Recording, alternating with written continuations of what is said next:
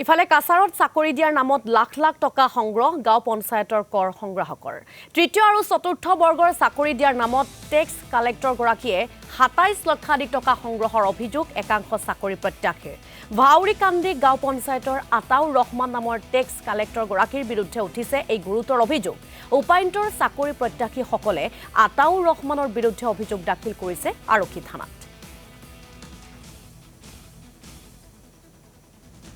আমার ভগ্নিপতি Mohammad Ataur Rahman tax collector উনি আমরার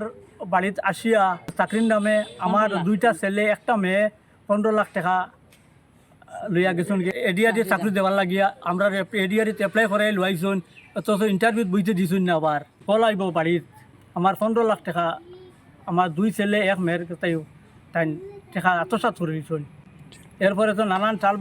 বাহানা করুন কোনো সময় ধরা দিন না ফোনপেও নিছে ক্যাশও নিছে এখন আমরা এফআইআর দিছি থানাত আমরা এখন